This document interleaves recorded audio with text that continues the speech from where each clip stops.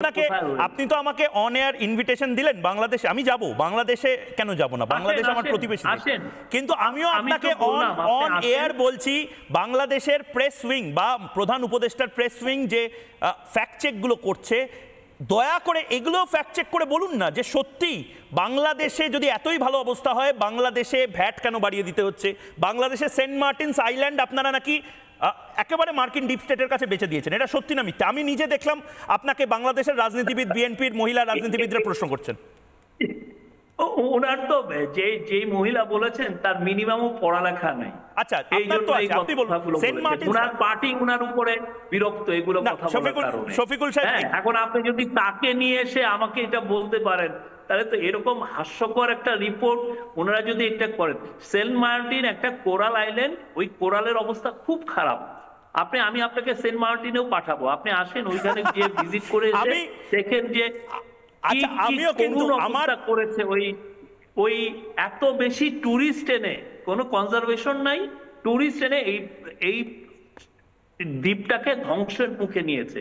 আমরা এই দ্বীপকে প্রোটেক্ট করতে চাচ্ছি না, এই প্রোটেক্টটা করতে চাইছেন কি একটা আলাদা খ্রিস্টান রাষ্ট্র, যেটা শেখ হাসিনা বলেছিলেন যে এরা বেসিক্যালি চাইছে একটা খ্রিস্টান রাষ্ট্র বানাতে, বাংলাদেশ থেকে কাট অফ করে দিতে।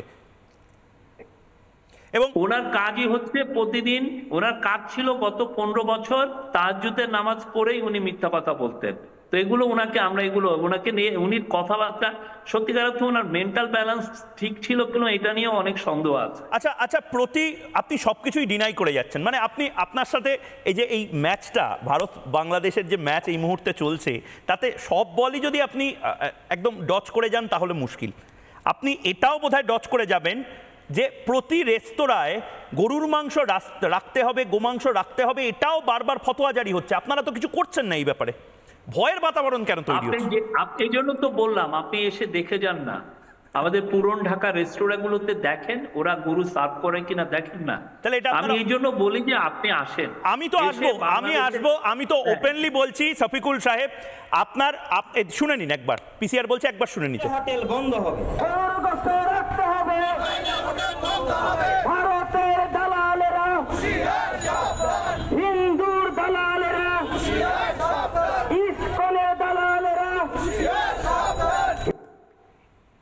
শফিকুল সাহেব, আমি খুব বিনম্রভাবে আপনাকে বলছি, মানে আমি বাংলাদেশ আসতে চাই, আপনার পাশে বসে কাচ্চি বিরিয়ানি খেতে চাই, আমি মোহাম্মদ ইউনুস সাহেবের সাথে বসে কাচ্চি বিরিয়ানি, রসগোল্লা, পায়েস খেতে খেতে, পিঠে খেতে খেতে ইন্টারভিউ নিতে চাই মোহাম্মদ ইউনুস সাহেবের। কিন্তু আপনার হাজার হাজার রেস্তোরাঁতে খাসির গরু সার্ভ করা হয় না, এটা out of respect to the Hindus. এটা অনেক আগের থেকেই, তাহলে সেটা আপনারা কিছু না, সেটা আপনারা অফিশিয়ালি বলুন না, খুব জোরে করে বল, মানে আপনারা অফিশিয়ালি এটা বলুন না, একটা নোটিফিকেশন ইস্যু করে যে সংখ্যালঘু সম্প্রদায় বা হিন্দুদেরকে ভয় পাওয়ানো যাবে না। মোহাম্মদ ইউনুস, শফিকুল আলম, বলছি তো আমরা মাইনরিটি প্রোটেকশনের জন্য আমরা সর্বোচ্চ এফর্ট দিচ্ছি, এবং যারা যারা এগুলো দুই একটা আমরা যেগুলো চিন্ময় কৃষ্ণ দাসকে জেলে পড়ে আমরা তো ফিগারও দিয়েছি, আমরা যেগুলো অ্যাটাক হয়েছে আমরা ফিগার দিয়েছি, আমরা অ্যারেস্টের কথা বলেছি, কতজন অ্যারেস্ট হয়েছে, কোনো ধরনের কোনো ক্লাইমেট অফ ইম্পিউনিটি নেই, আমরা কাউকে ছাড় দিচ্ছি না। আচ্ছা, আপনার ভেরিফাইড মানে ফেসবুক পেজে শফিকুল আলম, আপনার ভেরিফাইড ফেসবুক পেজে 25শে ডিসেম্বর 2023 আপনি লিখেছিলেন যে আমার পছন্দের বাংলাদেশের পারসন অফ দ্য ইয়ার হচ্ছে শেখ হাসিনা। আপনি কি সেই মতবাদ, সেই পছন্দ থেকে এখন চলে এসেছেন? হয় ডিলিট করুন ফেসবুকের বিষয়ে বলি নেই।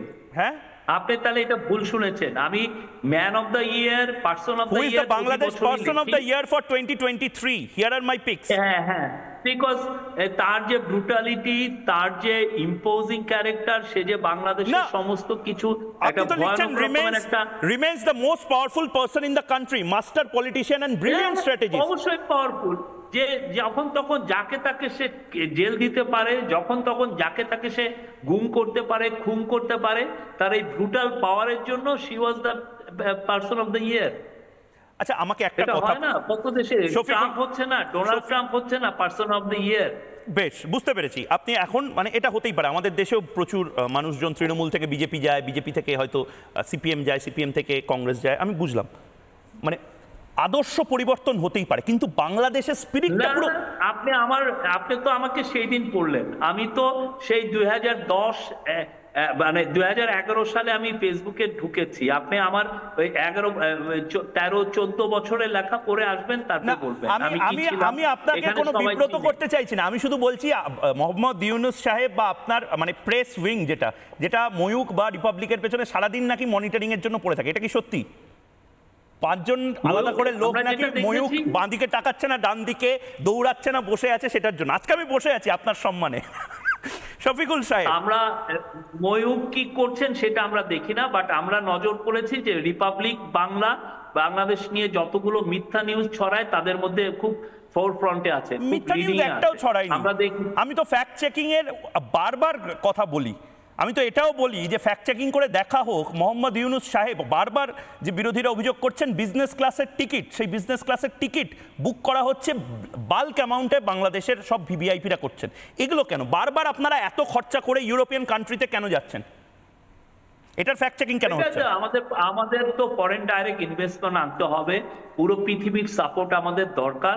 আমরা শেখ হাসিনা এমন একটা চোরতন্ত্র করে গিয়েছিল, আমরা পারিয়া স্টেট হয়ে গিয়েছিলাম। কিছু মনে করবেন না, শেখ হাসিনা কালকে বলেছেন একটি অডিও বার্তাতে, আমি শুনছিলাম সোশ্যাল মিডিয়াতে, যে আমরা যে পরিমাণ টাকা রেখে গেছিলাম সেই পুরো টাকাটা নয়-ছয় করেছে এই বর্তমান সরকার। আপনারা মোহাম্মদ ইউনূস এবং শফিকুল আলম, আপনারা 234 বিলিয়ন ডলার উনার আমলে চুরি হয়ে বাইরে চলে গেছে। 234 বিলিয়ন মানে এটা তো লাখ লাখ কোটি টাকা।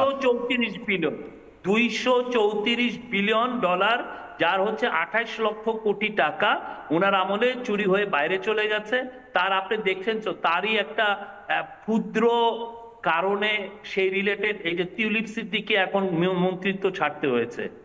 উনি যে কি পরিমাণ চোরতন্ত্র ছিল আপনাদের কোনো ধারণা নাই। এবং এটা কে বলেছেন শুনেন না, এটা আপনাদের রিপোর্ট আছে, আপনি তো মুখে বলছেন। হ্যাঁ বলুন, প্লিজ বলুন। এই জিনিসটা একটা হোয়াইট পেপার, 400 পাতার একটা হোয়াইট পেপার তৈরি করেছে, এবং এটা led by doctor Debapriya Bhattacharya, যাকে বাংলাদেশের আপামর জনসাধারণ যাকে সম্মান করেন, উনার নেতৃত্বে একটা ইন্ডিপেন্ডেন্ট প্যানেল এটা পেয়ে গেছে। উনি ইন্টেলিজেন্সের লোক দিয়ে বাংলাদেশের বিগেস্ট ব্যাংকটাকে উনি ক্যাপচার করিয়েছিলেন তার একটা ক্রনিকে দেওয়ার জন্য। এবং তারা এসে কি করেছে? তারা এসে ব্যাংক লুটপাট করেছে। 17 বিলিয়ন ডলার খালি ব্যাংকের থেকে চলে গেছে। এটা বাংলাদেশ ব্যাংকের রিপোর্ট। আমরা এখন ওয়ার্ল্ডের টপ কনসালটেন্সি এজেন্সি কেপিএমজি, পিডব্লিউসি এদেরকে নিচ্ছি এই টাকাটা কিভাবে ফেরত আনা যায়, বাংলাদেশের মানুষের টাকা, খেটে খাওয়া মানুষের টাকা। কিন্তু আপনারা না জিনিসপত্রের দাম কমাতে পারছেন। ঈদের আগে নাকি আমার হাতে আলাদিনের প্রদীপ নেই, সমন্বয়ক এবং উপদেষ্টারা বলছেন আমার হাতে আলাদিনের প্রদীপ নেই যে হঠাৎ করে দাম কমিয়ে দেবে। এটা একটা লং প্রসেস। আপনারা দাম কমাতে পারছেন না, গরম ভাত সবার পাতে দিতে পারছেন না। দাম কি কমছে আপনার কোনো ধারণা নাই। কত দাম একটু বলুন। এই জন্য তো বলছি, আরে আমি ধনেপাতাই কিনতে যাবো, আমাকেই সব যদি করতে হয়, আপনাদের তো প্রয়োজন নেই। আপনারা মুখে বলুন না ধনেপাতার দাম কত, মাংস কিনে কিনতে। মরিচের দাম 1200 টাকা হচ্ছিল, এখন 200 টাকা কেজি। আমাদের প্রথম দিকে অক্টোবর নভেম্বরে আমাদের দাম বেড়ে গিয়েছিল। এটার মূল কারণ ছিল 6টা বন্যা হয়েছিল বাংলাদেশে। এই বছরটা একটা বন্যার জন্য ভয়ানক একটা বছর। এই 6টা বছর এবং এমন জায়গায় হয়েছে যে জায়গায় প্রচুর শাকসবজি বা খাদ্যশস্য উৎপন্ন হয়। না, কিন্তু ইউনূস সাহেব তো অর্থনীতিবিদ যদি অর্থনীতিরই বেসিক জায়গা অর্থাৎ প্রাইসটা রিডিউস করা সেটা যদি না করতে পারেন 6 মাস অনেকটা বড় টাইম। প্রাইস রিডিউস হচ্ছে। আপনি কাউকে আপনার বন্ধু বান্ধব কাউকে জিজ্ঞেস করেন না যে বাংলাদেশের। আমি তো ইনফ্যাক্ট লাইভে জিজ্ঞেস করছি, যারা এই মুহূর্তে সারা পৃথিবী থেকে বাংলাদেশি, ভারতীয় এবং অন্যান্য দেশের মানুষ দেখছেন, যে লাইভে জিজ্ঞেস করছি আপনি যে কথাগুলো বলছেন ঠিক না ভুল। কিন্তু একটা কথা আপনাকে প্রমিস করতে হবে, যাহা বলিব সত্য বলিব। নানা ধরনের কন্টেন্ট দেখার জন্য লাইক করুন, শেয়ার করুন আমাদের ফেসবুক পেজ, সাবস্ক্রাইব করুন আমাদের ইউটিউব চ্যানেল। পাশাপাশি অন্যান্য ব্রেকিং নিউজের জন্য অবশ্যই চোখ রাখুন রিপাবলিক বাংলায়।